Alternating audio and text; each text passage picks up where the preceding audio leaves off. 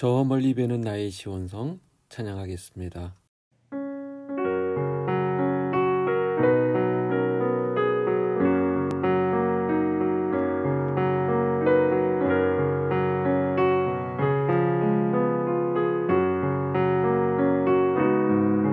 저 멀리 배는 나의 시온성 오 거룩한 곳 아버지지 내 사모하는 집에 가고자 한 밤을 세웠네 저 망망한 바다 위에 이 몸이 상할지라도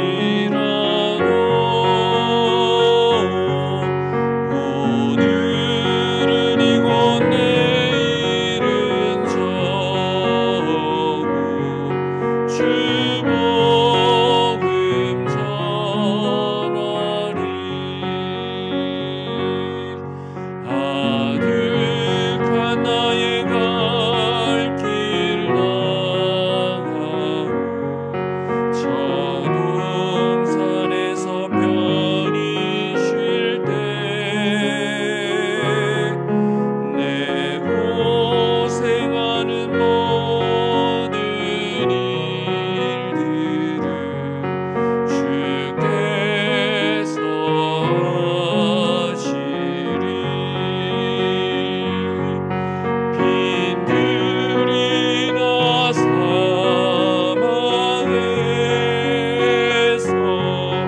이 몸이 고날지라도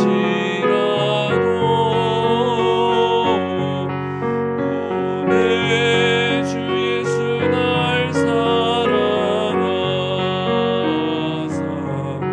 날 지켜주시리.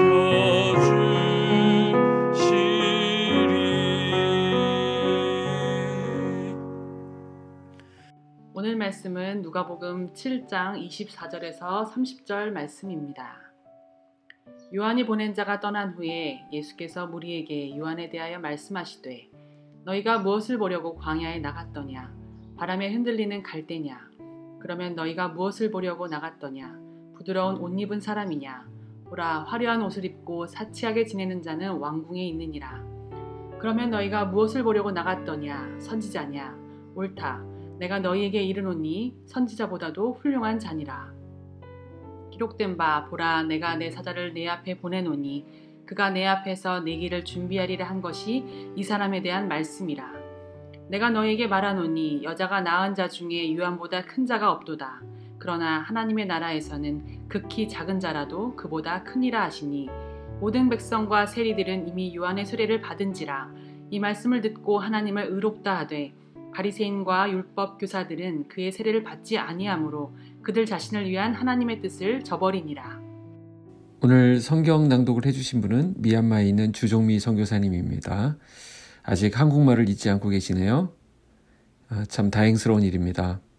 우리가 계속 기도하고 있지만 하나님께서 선교사님과 그 가정을 지켜주시고 또한 미얀마 땅을 긍휼히 여기셔서 하나님의 공의가 강물같이 흐르는 그런 나라 되기를 간구합니다. 이번 돌아오는 주일은 종려주일입니다. 바로 그 주일부터 예수님께서 십자가를 지시기 위해 고난을 받으신 고난주간이 시작됩니다. 그때 가서야 부랴부랴 엄숙 모드로 돌입하곤 하는데 그러지 마시고 가급적 오늘부터 주님의 고난을 묵상하면 어떨까 싶습니다. 주님의 십자가 사랑과 그 고난의 의미를 깊이 체험하는 시간으로 오늘부터 만들어갔으면 좋겠습니다. 어제 우리가 함께 나눴던 말씀은 세례 요한이 예수님에 대해 실족하였던 내용을 보았습니다. 예수님은 요한의 의구심을 바로 잡아주시고 제자들을 돌려보내셨습니다. 그리고 나서 예수님은 그 남아있는 무리들에게 세례 요한에 대해서 오해하지 않도록 이번에는 세례 요한을 적극 변호해 주고 계십니다. 우선 예수님은 세례 요한이 갈대같이 나약하다거나 좋은 옷을 입고 왕궁에나 앉아있는 그런 자가 아니라 광야에 선지자다라고 말씀하십니다. 사실 요한에게 어떤 마음이 있었을까요? 내가 그렇게 기다리고 또 준비했던 메시아가 정작 오셨는데 왜 나는 지금 이렇게 감옥에 갇혀 있단 말인가? 바로 그런 마음이 들지 않았나 싶습니다. 바로 예수님은 그 질문에 대한 답을 주고 계신 것입니다. 다시 말해서 요한에 대해 그가 정말 하나님의 사자라면 왜 하나님이 그를 감옥에서 꺼내주지 않는가라는 사람들의 의심에 대한 답이 되기도 합니다. 예수님의 말씀이 무엇입니까? 하나님의 사자라고 하는 것은 세상적인 호사를 누리는 것으로서 입증되는 것이 아니라는 것이죠. 요한이 지금 감옥에 갇혀 있는 것은 그가 선지자이기 때문에 감당해야 될 몫이라는 말씀입니다. 그리고 나서 예수님은 요한이 구약의 모든 선지자들보다 더 나은 자라고 하시면서 여자가 낳은 자 중에 세례 요한보다 더 큰 이가 없다는 극찬을 하셨습니다. 예수님 말씀에 의하면 세례 요한이야말로 선지자보다 더 나은 자일 뿐만 아니라 여자가 낳은 자 중에 가장 큰 자다. 이렇게 말씀하셨습니다. 하지만 오늘 본문에서 예수님은 세례 요한보다 또 더 큰 이가 있다라고 소개합니다. 그들은 바로 하나님 나라에 있는 사람들입니다. 하나님 나라에서는 아무리 작은 자라도 세례 요한보다도 더 크다. 이렇게 말씀하셨습니다. 한번 생각해 보십시오. 사실 우리가 예수 믿으면 천국 간다 이렇게 믿습니다. 그 말은 사실이고요. 그런데 그 말에 의하면 지금 천국에 있는 사람들 중에는 이 땅에서 우리가 객관적으로 볼 때도 형편없이 살다가 겨우 구원받고 마지막 병상에서 예수님 영접하고 그렇게 천국에 간 사람들도 있죠. 그러니 세례 요한은 어떻습니까? 이렇게 주님을 위해 헌신하고 또 순교하고 이런 사람들과 비교했을 때 상급이 같다, 비슷하다 이렇게 말해도 참 문제가 있다 이렇게 생각할 수 있는데 오히려 하늘나라에 있는 그 사람들이 하나님 나라에 있는 그 백성들이 요한보다 더 크다라고 말하는 것은 도무지 이해가 되지 않는 말씀입니다. 하지만 우리는 이 말씀을 구약 그리고 신약이라고 하는 틀 안에서 해결해야 합니다. 지금 예수님은 사람들의 어떤 개인적인 삶이나 그들의 인격을 가지고 그것을 단순 비교하고 있는 것이 아닙니다. 그래서 무슨 말이냐 하면 구약 백성과 신약 백성의 차이를 말씀하고 있는 것입니다. 그러면 오늘 본문에서 예수님 말씀하시고 계시는 그 큰 자의 기준이 무엇일까라는 것이죠. 그것은 바로 예수님과의 거리를 말하는 것입니다. 예수님과 얼마나 가까이 있는가에 따라서 그의 크고 작음이 결정된다라는 것입니다. 예수님은 구약이 바로 이 세례 요한까지라고 말씀하시면서 구약 선지자 중에 요한보다 더 나은 자가 없다라고 말씀하셨습니다. 이것은 능력이나 사역의 크기를 말하는 것이 아닙니다.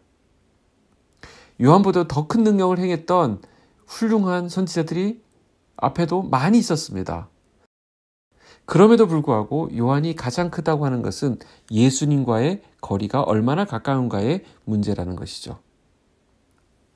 일례로 구약 선지자들은 예수님이 오고 계시다, 예수님이 오실 것이다 이렇게 예언을 했었죠. 그러나 요한은 어떻습니까? 예수님이 여기 계시다라고 했습니다. 이사야만 보더라도 보라 처녀가 잉태하여 아들을 낳을 것이요 라고 했지만 요한은 보라 하나님의 어린 양이로다. 세례 요한은 그런 의미에서 구약의 어떤 선지자들보다 예수 그리스도와 가까이 있었던 것입니다. 하지만 신약 백성인 우리보다는 가깝지 않습니다. 우리는 아예 예수 그리스도 안에 있습니다. 그리고 그리스도께서 우리 안에 계십니다. 고린도전서 6장 17절에 주와 합하는 자는 한 영이라고 말씀하셨습니다. 보십시오. 무엇이 이보다 더 가깝게 할 수 있겠습니까? 바로 이런 점이 하나님 앞에서 그리스도인을 세례 요한보다 더 큰 자로 만든다라는 것입니다. 오늘 본문에 의하면 하나님 앞에 큰 자가 되는 것의 결정적인 요인은 바로 예수 그리스도이십니다. 예수 그리스도와 가까운 관계가 우리를 하나님 앞에 큰 자로 만들어준다는 것입니다. 물론 예수 믿는 자 안에는 누구에게나 예수 그리스도의 영이 거하고 계십니다.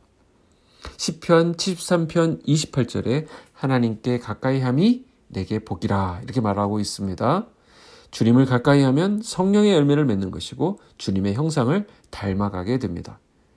그럼 결국 무엇입니까? 주님을 많이 닮아 있는 그 자가 바로 큰 자가 되는 것입니다. 내 안에 계신 그 주님을 가까이 하는 것.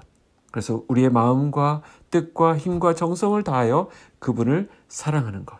바로 그것이 우리를 하나님 앞에서 큰 자로 만들어 줍니다. 주님께 가까이 나아가는 오늘 하루가 되기를 축복합니다. 기도하겠습니다.